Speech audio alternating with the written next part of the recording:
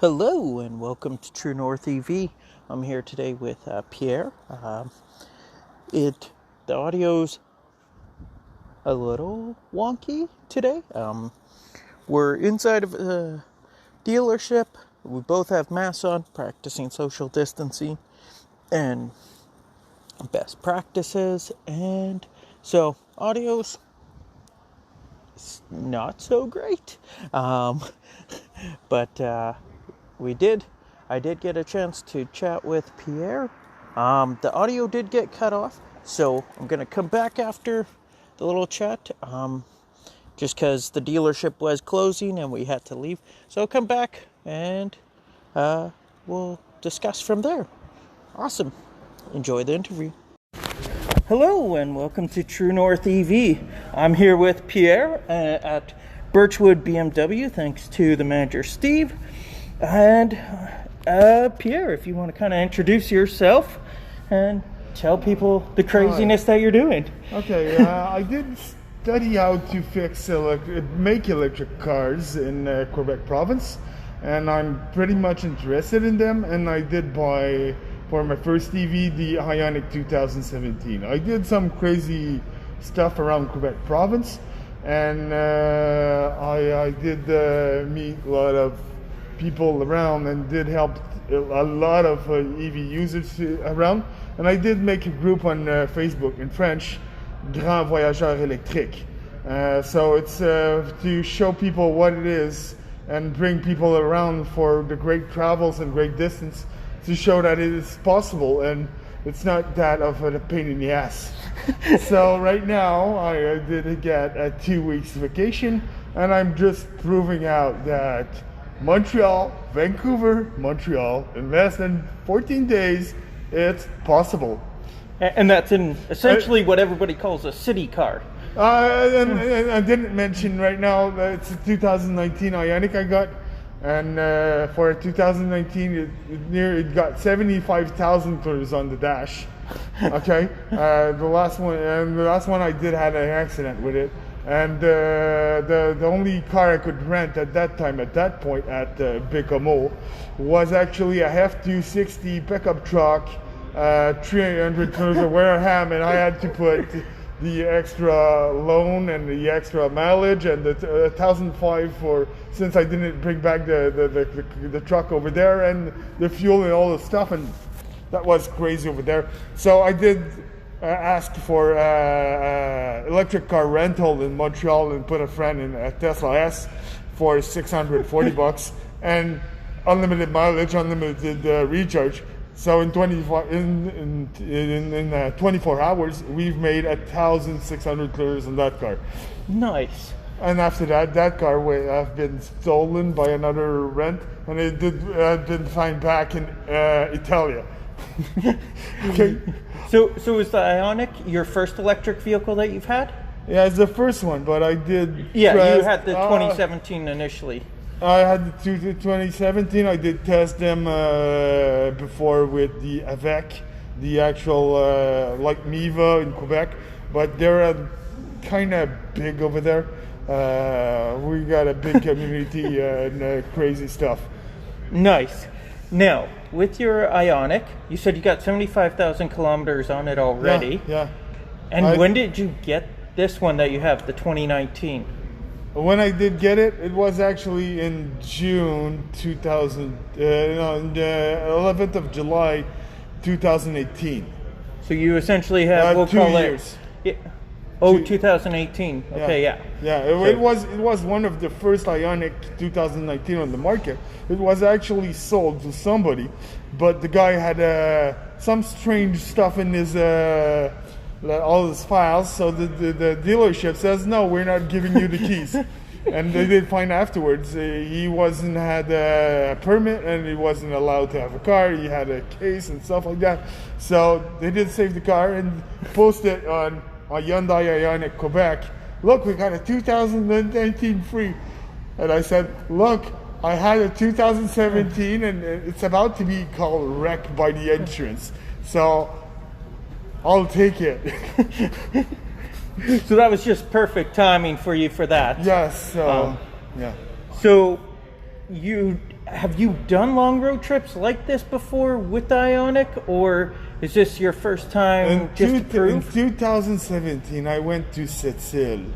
And Sept-Îles in Quebec province, it's 1,400 from Montreal, actually.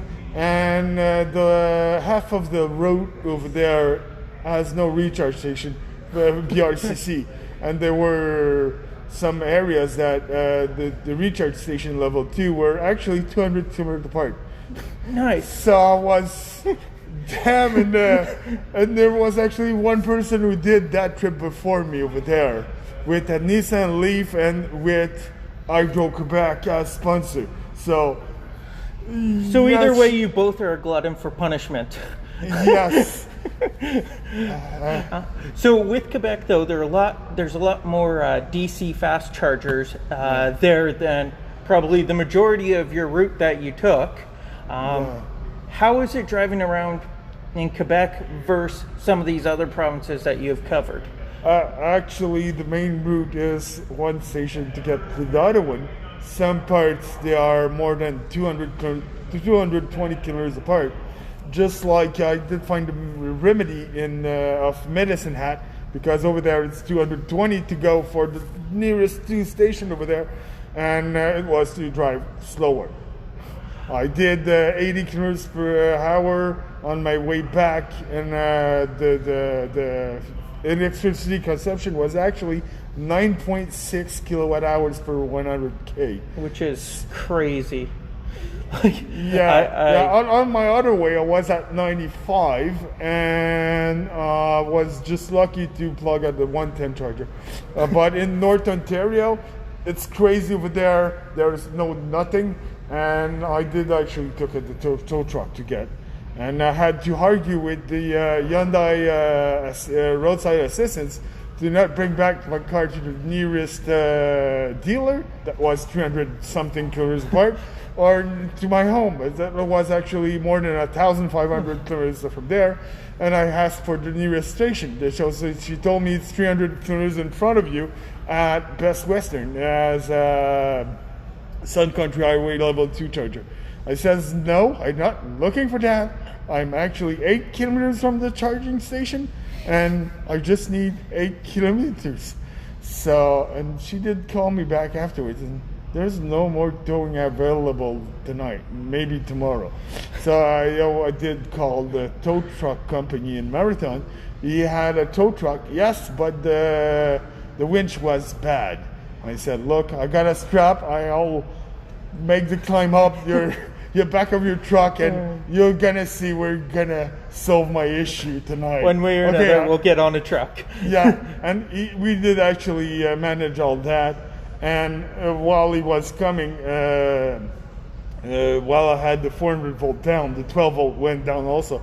And I says, don't worry, I know how to solve all these issues. I did study how to get pretty deep on them. Okay?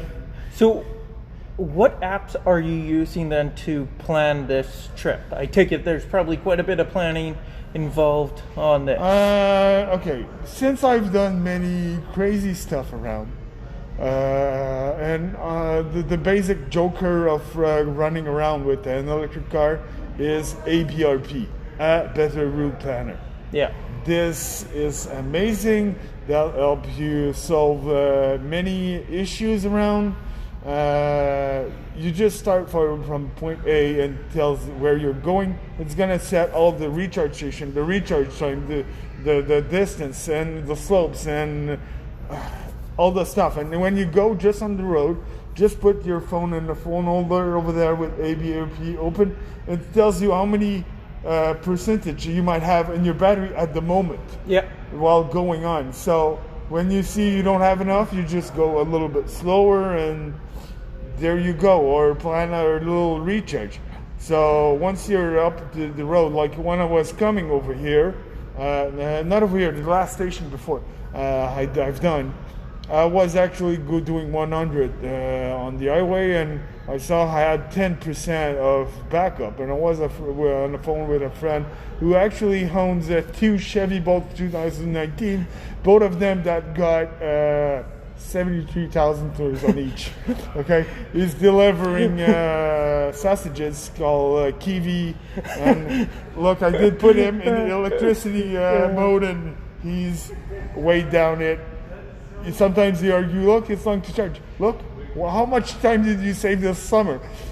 Yeah. Quite a bit. Okay, nice, thank you. Now, with this trip, have you been keeping track of what it has cost you to go from Montreal to Vancouver? Mostly I did use the Petrocan station. Yeah. I did get some special issues because Petrocan, when you put your car on the charger, it takes $25 right away. Yeah. And then you give it back. So, and my debit card, sometimes when I get to the 5th or 6th charger of the day, the card is more valid for them because it's kind of strange the way of the money going back in hand of your bank account the whole day, and sometimes it give me issues on my credit cards and stuff like that. So that's a bit pain in the ass. And even there, I did find a way. So when you just plug the petrol can, you have to hold the gun a little bit higher so the locking pin goes pretty good. The second issue is on your first attempt, actually start it, don't put your card, put cancel, and then do it a second time. Because the money payment system actually got a bad start most of the time and doesn't want to read your card the first time. So on the second attempt, it's all lead up and all ready to read your card, and it's going to be punched in really much faster. Nice. So with other than the issues, do you know roughly how much it cost you? Right now, I'll get back and forth in less than $350. So maybe I'll get it in 300, but still some recharge to try to keep with ABRP and stop at precise level to get as more fuel efficient and cost efficient. Right now I don't bother anymore. Yeah. But since the Ioniq is a magic car, the 0 to 94% is actually 30 minutes. Yeah. If the battery is pretty hot and some charger might have got some issues, it's 42 minutes. Nice. So my worst recharge, I think it's $10 on Petrocan at the highest rate. Which, if you had a gas vehicle, it'd be about a $700-800 trip on a fuel-efficient vehicle. On my last car, the Mazda 2, yes, it would be like that. Yeah. But the Mazda 2 is like the Toyota Yaris or Nissan Micra or some little stuff. And the Ioniq cost me like $10 less a week. Exactly, yeah. Total cost. And even there, I got a more valuable car when I'll trade it back after the end. So I cannot manage to see a gas car getting cheaper than mine. Well, yeah, I just came back from a trip out to Alberta, and I calculated even with staying at the in-laws' place, I did about 4,000 kilometers with driving around from town to town, and I think I sat at $150-ish for 4,000 kilometers. And we had a Honda Insight before, and it was about $70-80 just to go one way. So you can't beat electric right now, especially even on the I-Class stations. But still, the highest cost I did met was the Electrify Canada. Okay. And, since those are a little sometimes, I don't like the way they manage the card, because if you go and make your account, it's a monthly fee of $4 or it's $1 every time you recharge as starting charge. Yeah. And after that, they add the 27 cents per minute charge. That is actually what I get in the BC area charging costs, but it was over there. So is it the same over here for the? We don't even have Electrify Canada here. Yeah, there's some in Ontario, and I take a green lot charger in the middle of nowhere in Ontario to skip Toronto on my way back, as I did on my way in, because otherwise I would have done 3 recharge instead of 1. Yeah. and how much time would I lose over there? No, look, I didn't want the traffic and stuff like that. Yeah, it's a time and energy saver by avoiding it. Yeah, but still, you feel lost over there. Now, did you find that you've had to have multiple apps or cards or whatever for charging, or is most of them you could do like with a debit card or credit card? Multiple apps. Multiple apps? They're Yes. Okay. I'm gladly to have. I got like 12 apps I did use because I went to Mount Washington, the highest mountain in the northeast, with my car up the mountain. I went to Lake George, Six Flags theme park over there. I did cross the St. Lawrence River at the inauguration of the bridge Samuel de Champlain, and we were 540 electric plug-in car that crossed the bridge at that day at 5 a.m. Okay, we're crazy in Quebec. See, and that's why I love it there. Like, because electric vehicles, is it because your power is so cheap, or why is there so many actually, in Ontario, they had a 14,000 provincial rebate at the start, and in Quebec, we had only 8,000. But we had 8,000. Yeah. And no comment. You're buying electric, there's 8,000. That's it. And still, that 8,000 counts as cash for your when you buy or you loan it. So the bank account is more interested to rent you because look, you did put cash. It's like you're putting $8,000 down on the vehicle. Yes. Yeah. For a company, it's a bit more pain in the ass because that 8,000 they have to declare as a revenue at the end of the year. But still, and now we had the 6,000 more, but I didn't get 2 times. I did get 2 times 8,000 when I did get the 2017 and 2019, but I didn't get the 6,000 in this one. I was unlucky and just happy for all the other ones. Yeah, a little bit too early.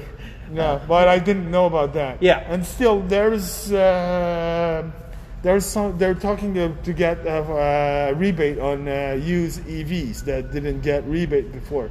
And is that through the province or is that federal? The federal is planning that. Oh, okay. So there's a that. Yeah. Nice. Well, I got great connections. Yeah, which I think it would be fantastic. It helps those that can't initially afford a new one. It helps them out a little bit more getting into an electric. Should be around 2,000. Yeah. And Quebec, they use electric that never been plated in Quebec. It's actually 4,000 we get, but it has to be full electric, no plug-in hybrids. See, which is, I think, the way it should be. But I know most people looking for... Look. It's a way to get to electric. And over here, like in BMW, there's 8 different cars that are pluggable right now. Yeah. So it's like the greenest one of the dealers, but still full electric. It's the i3, and now it's the Mini Cooper, and that's a little go-kart, and it should be able to do the same trip as me.